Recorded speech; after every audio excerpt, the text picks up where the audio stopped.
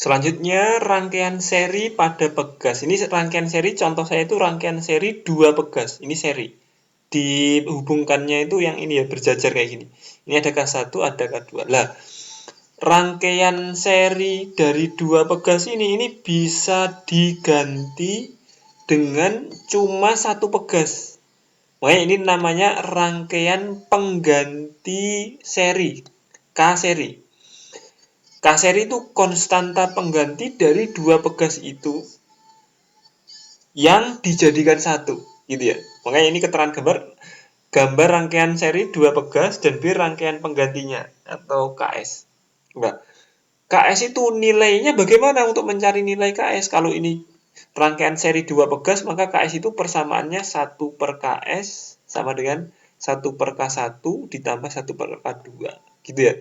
Jika lebih dari 2 rangkaian, misalkan 3 atau 4, maka mencari KS-nya itu 1 per KS sama dengan 1 per K1 tambah 1 per K2 tambah 1 per K3 sampai seterusnya, sampai jumlahnya berapa.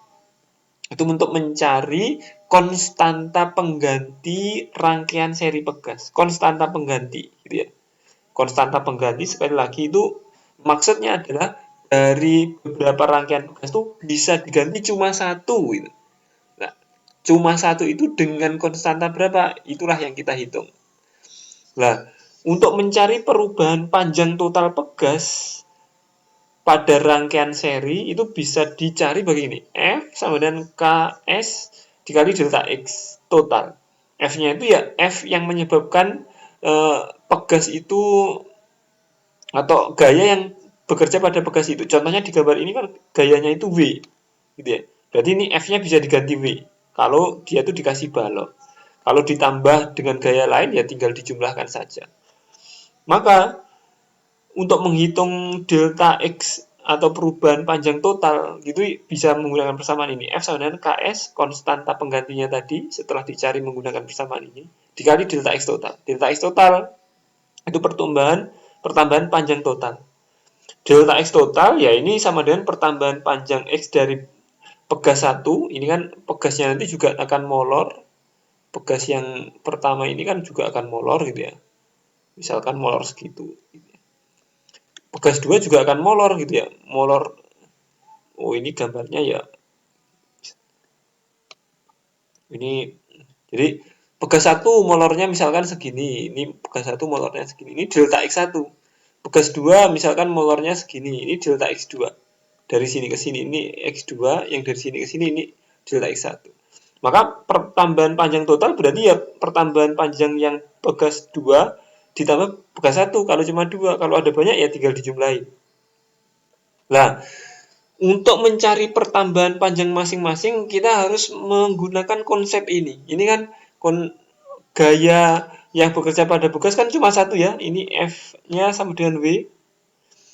Maka gaya yang bekerja pada pegas itu W-nya ini itu juga dirasakan oleh pegas 2, juga dirasakan oleh pegas 1.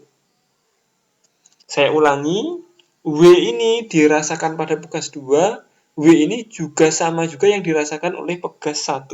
Pegas 2 dan pegas 1. Nilainya sama. Nah, untuk mencari pertambahan panjang masing-masing pegas gitu ya. Kalau menggunakan persamaan yang ini kan ketemunya delta X total. Nah, untuk mencari pertambahan panjang masing-masing pegas, nah kalau menggunakan yang bawah ini delta X total ada, delta X1 nggak tahu, delta X2 juga nggak tahu. Nah, untuk mencari delta X1 sama dengan delta X2 ini menggunakan persamaan yang ini nih. F1 sama dengan K1 kali delta X1. F1 itu nilainya sama dengan W. Karena gaya yang dirasakan pegas 2 dengan pegas 1 itu sama dengan W. Nilainya sama. Nanti ketemu. Kemudian pada pegas 2 juga berlaku F2 sama dengan K2 kali delta X2. F2-nya sama dengan W juga. K2 ya K2-nya berapa? Delta X2 ini delta X yang kita akan cari. Misalkan kayak gitu, yang diketahui itu K-nya sama W-nya. Misalkan kayak gitu. Nah, kalau sudah ketemu, nanti untuk mencari delta X total boleh pakai persamaan yang ini atau persamaan tinggal jumlahkan ini gitu ya. Digunakan salah satu saja. Selanjutnya besok mengerjakan soal-soal yang rangkaian tugas seri.